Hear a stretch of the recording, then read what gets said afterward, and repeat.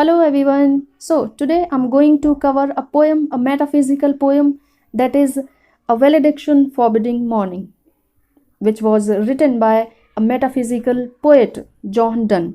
Okay, John Donne ने इस poem को लिखा है जो एक मेटाफिजिकल पोएट रहे हैं, राइट. और ये जो पोएम है वो उन्होंने अपनी वाइफ के लिए डेडिकेट की है, वाइफ के लिए लिखी है जब वो एक यूरोप के टूर पर जा रहे थे अपने फ्रेंड्स के साथ इन 1611. ओके, टाइटल देखते हैं. अ वैलेडिक्शन मीन्स होता है a farewell speech. Forbidding mourning means forbid करना, मना करना, मौन करने से. मीन्स जो उनकी वाइफ हैं वो सैड हैं टूर पर जाने के लिए कि उनके हस्बैंड टूर पर जा रहे हैं, जॉन डन टूर पर जा रहे हैं, तो वो थोड़ी सैड हैं, मौन कर रही हैं. जिस तरह से हर किसी का लव वंस सैड होता है जब किसी से दूर होता है, तो उस तरह से वो मौन कर रही हैं. बट जो जॉन डन है वो इस पोएम में बता रहे हैं कि रोना नहीं चाहिए, मतलब रो मत, मना कर रहे हैं उनको रोने से या मौन करने से. ओके, और ये जो पोएम है that was first published in 1633 in a collection and the name of the collection is songs and sonnets. Okay, ये कलेक्शन पब्लिश हुआ था उनकी जॉन डन की डेथ के बाद. ओके, मीन्स ये पोएम पोस्टमसली पब्लिश हुई है इस कलेक्शन में. Okay, and the rhyming scheme of the poem is ABAB and we'll see that there are 9 quatrains. Quatrains क्या होते हैं? Where we find 4 lines in one stanza. Okay, तो यहाँ 9 stanzas हैं, 9 quatrains हैं. ओके, सो यहाँ पर बहुत ज़्यादा कंसीट्स यूज़ किए हैं, और कंसीट्स मीन्स फार फेच्ड जो मेटाफर्स होते हैं. अब इनका मतलब है कि हम कुछ ऐसा कंपैरिजन करते हैं, मतलब ऐसी चीज़ों से कंपैरिजन करते हैं किसी चीज़ को कि जहां हम सोच भी नहीं सकते. बियॉन्ड जो चीज़ें होती हैं, मतलब वो हमारे सेंस से परे होती हैं. हम सोच नहीं सकते कि कोई कंपास से कैसे कंपैरिजन कर सकता है अपने लव को या खुद को, राइट.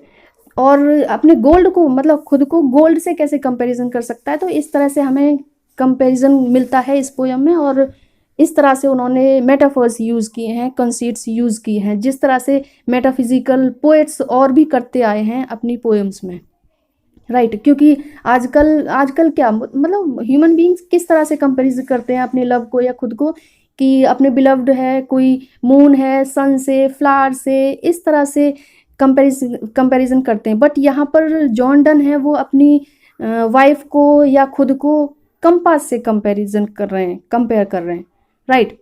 सो पोएम में देखते हैं आगे हम. As virtuous men pass mildly away and whisper to their souls to go. अपनी वाइफ से बोल रहे हैं कि जो वर्चुअस मैन होते हैं, जो जीनियस मैन होते हैं, जो जिनमें स्पेशल आर्ट होती है, वो क्या करते हैं, वो इस वर्ल्ड को विदाउट एनी नॉइज छोड़ देते हैं, बिना शोर वगैरह किए. वो अपनी सोल को बोलते हैं कि अब मुझे जाना चाहिए, हमें जाना चाहिए. तो बिना किसी शोर से वो इस वर्ल्ड को छोड़ देते हैं, या बिना किसी शोर के उनकी डेथ हो जाती है. Whilst some of their sad friends do say the breath goes now and some say no.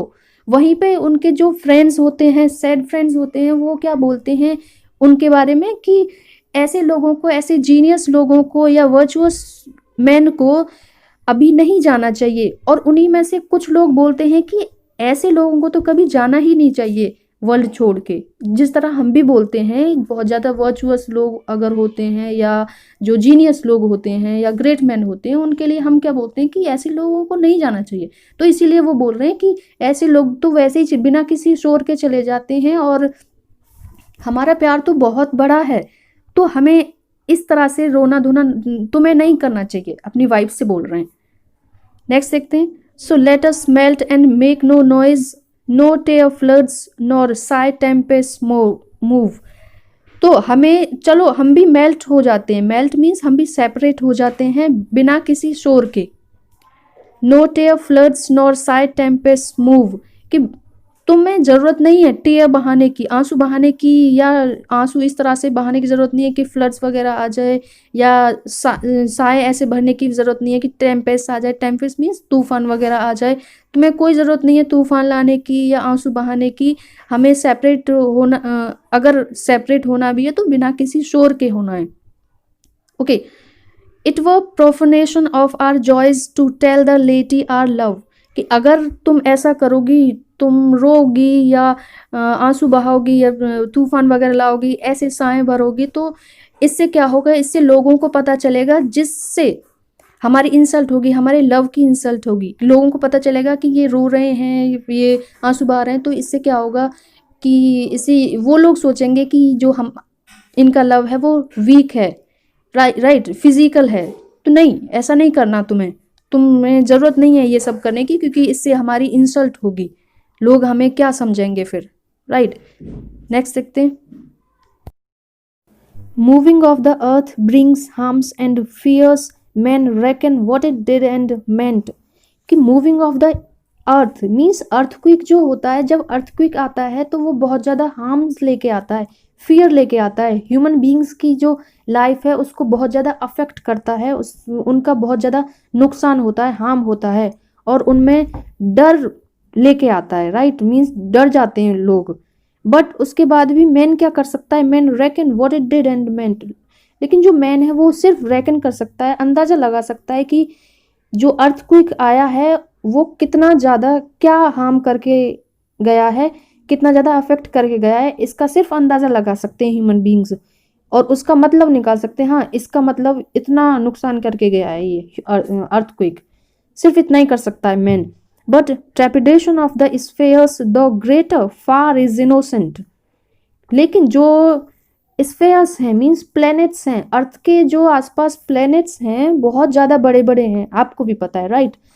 तो वो तो इतने बड़े हैं, जो अर्थक्विक है उससे तो बहुत ज़्यादा बड़े बड़े हैं वो, लेकिन उससे क्या होता है, वो इनोसेंट है, उससे किसी का भी हार्म नहीं होता, किसी की भी लाइफ अफेक्ट नहीं होती है अगर वो घूमते हैं। और एक बार अर्थ थोड़ी सी मतलब जब अर्थक्विक आता है तो उससे बहुत ज़्यादा नुकसान हो जाता है, लेकिन जो प्लैनेट्स हैं उनसे तो बिल्कुल भी नुकसान नहीं होता। तो हमारा लव भी ऐसे ही है, इतना ही ग्रेटर है जितना जो प्लैनेट घूम रहे हैं उसी की तरह, मतलब बहुत ज़्यादा ग्रेट है हमारा लव, तो उससे किसी की भी लाइफ को अफेक्ट नहीं करेगा, या किसी की भी लाइफ को या हमारी लाइफ को बिल्कुल भी अफेक्ट नहीं करेगा, ये बिल्कुल भी हार्म नहीं लेके आएगा एक दूसरे की लाइफ में। तो तुम क्यों रो रही हो इस तरह से, बिल्कुल भी सैड मत हो, कोई ज़रूरत नहीं है इन सब की, क्योंकि हमारा जो लव है वो बहुत ज़्यादा ग्रेट है, कोई भी नुकसान नहीं होगा उससे अगर हम सेपरेट होते हैं तो। Dull sublunary lovers love whose soul is sense cannot admit absence. Dull sublunary lovers means जो ordinary लोग हैं, ordinary people हैं, उनका लव एक physical लव होता है, whose soul is sense, sense means physical, जो sense से related है, sense के बेस पे जो रहता है लव उनका, वो physical लव होता है, जो क्या नहीं कर सकता, एडमिट नहीं कर सकता एब्सेंस को। अगर वो सेपरेट होते हैं एक दूसरे से तो वो आपस में एक दूसरे की जो एब्सेंस होती है, सेपरेशन होती है, उसको एडमिट नहीं कर सकते। अगर वो एक दूसरे से दूर जाते हैं तो वो नहीं रह सकते बिना एक दूसरे के, right, because it doth remove those things which elemented it. क्यों? क्योंकि ये जो लव है, फिजिकल लव है, वो सब चीज़ों को रिमूव कर देता है जिन सब चीज़ों की वजह से वो एक दूसरे के पास आए थे। मीन्स जो उनका फिजिकल बॉन्ड था वो सेंस से ही तो था, तो जब सेंस दूर चली जाएगी, बॉडी दूर चली जाएगी, तो फिर किस बात का लव रह जाएगा। तो उनका लव सोल नहीं, मतलब स्पिरिचुअल नहीं है, सोल से जुड़ा हुआ नहीं है, उनका लव फिजिकल लव है। बट हमारा जो लव है वो तो स्पिरिचुअल है, हमें सेंस से कोई मतलब नहीं है, हमें सिर्फ सोल से मतलब है, स्पिरिट से मतलब है। हम कहीं भी जाते हैं, मैं कहीं भी जाता हूँ, तो इससे कुछ भी अफेक्ट नहीं होना चाहिए, तुम्हें बिल्कुल भी हार्म नहीं होना चाहिए, तुम्हें इस तरह सैड नहीं होना चाहिए अगर मैं तुमसे दूर जाता हूँ। तुम जाती हो या मैं जाता हूँ दूर एक दूसरे से, उससे कुछ भी मतलब नहीं होगा, कुछ भी नहीं खोने वाला, राइट। हमारा जो लव है वो ऐसे ही बना रहेगा। नेक्स्ट देखते हैं। But we by a love so much refined that our selves know not what it is. लेकिन जो हमारा लव है वो बहुत ज़्यादा रिफाइंड हो चुका है, मीन्स हम जो हैं वो लव से बहुत ज़्यादा रिफाइंड हो चुके हैं, इसलिए ऐसा है, इसलिए हमारा स्पिरिचुअल लव है, इसलिए हम सेपरेशन को सहन कर सकते हैं, एडमिट कर सकते हैं। That our selves know not what it is, इसलिए हमें खुद नहीं पता रहता कभी कभी तो कि ये सब क्या है, मतलब क्या है ये सब, हमें भी खुद पता नहीं चलता कभी कभी।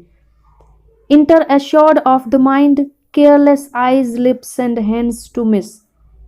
हम अपने माइंड को इतना ज़्यादा श्योर कर लेते हैं, या हमारा माइंड इतना ज़्यादा श्योर हो जाता है कि हमें कोई परवाह नहीं है आइज की, लिप्स की, हैंड्स की मिस करने के लिए। मीन्स हमारा माइंड केयरलेस है इन सब चीज़ों के मामले में। मीन्स फिजिकल जो लव होता है इन सब चीज़ों के मामले में जो हमारा माइंड है वो केयरलेस है, उसको नहीं फर्क पड़ता आइज से, लिप्स से, हैंड से, वो बिल्कुल केयरलेस है। Are two souls therefore which are one, though I must go endure not yet a breach। इसलिए जो हमारा लव है, जो हमारी सोल्स हैं वो एक हो चुकी हैं, राइट। क्योंकि हमारा लव जो है वो स्पिरिचुअल है, इस वजह से जो हमारी सोल हैं वो एक हो चुकी हैं। दो I must go endure not yet a breach. इसलिए अगर मैं जाता हूँ कहीं तो जो ये लव है वो हमारे बीच में ब्रेक नहीं लाता है, सेपरेशन नहीं लेके आएगा या हमें दूर नहीं करेगा। But an expansion like gold to airy thinness beat. But वो क्या करेगा, एक्सपेंड करेगा हमारे लव को। अगर हम सेपरेट भी होते हैं वो हमारे लव को एक्सपेंड करेगा, फैलाएगा और ज़्यादा, राइट। जिस तरह से एक गोल्ड को जितना मारा जाए हैमर से वो इतना ही थिनेस होता जाता है, थिन होता जाता है, एक्सपेंड होता जाता है, जितने एरिया में फैलता है वो वहां तक चला जाता है, मीन्स वो टूटता नहीं है। उसी तरह से हमारा लव है कि गोल्ड की तरह हमारा लव है कि हम जितना भी दूर जाते हैं वो उससे हमें कोई मतलब नहीं है, उससे हमारा लव या हम आपस में दूर नहीं हो सकते। गोल्ड की तरह मीन्स हम दूर भी जाते हैं तो वो एक्सपेंड होता है, कुछ फर्क नहीं पड़ता, राइट, हमारे दूर जाने से। तो बिल्कुल भी जरूरत नहीं है सैड वगैरह होने की, ओके। तो आप भी देख रहे होंगे डन का जो मन है वो कितना अच्छा है, कितनी अच्छी अच्छी बातें कर रहा है। ये है स्पिरिचुअल लव। नेक्स्ट स्टेंस देखते हैं। If they be two they are two, so as stiff twin compasses are two. कि अगर वो दो भी हैं, वो मीन्स जो सोल है हमारी, अगर सोल दो हैं, अगर सेपरेट हैं, अलग अलग हैं, अगर हम अलग अलग भी हैं तो किस तरह से हैं, जैसे कंपासेस, जो कंपास है उसकी जो दो लेग्स होती हैं, दो फुट होते हैं, स्टिफ होती हैं, उसकी तरह हैं। मतलब हम दोनों लेग्स की तरह हैं जो कंपास की होती हैं। Thy soul the fixed foot makes no show to move but doth if the other do. जो तुम्हारी सोल है, जो तुम हो, वो किसकी तरह हो, फिक्स्ड फुट जो है कंपास की उसकी तरह हो तुम, जो क्या नहीं करती, वो बिल्कुल भी मूव नहीं करती, वो बिल्कुल भी दिखाती नहीं है कि वो मूव हो रही है, राइट। जो मिडिल वाली हमारी जो फिक्स्ड फुट रहती है, फुट रहता है कंपास का, वो क्या करता है, वो बिल्कुल भी मूव नहीं करता। तो तुम उसी की तरह हो, तुम भी बिल्कुल मूव नहीं करती हो। But doth if the other do. But तब मूव करती हो जब दूसरी वाली मूव करती है, राइट। मीन्स जब हम एक्सपेंड करते हैं उसको तो दूर जाती है, तो वो तभी दूर जाती है, तभी मूव करती है जब दूसरी वाली मूव करती है। तो तुम इसी की तरह हो। And though it in the centre sit. लेकिन ये फिर भी अगर ये सेंटर में रहती है, येट व्हेन द अदर फार डोथ रोम। लेकिन फिर भी ये दूर तब जाती है जब दूसरी वाली दूर जाती है, okay. It leans and hearkens after it and grows erect as that comes home.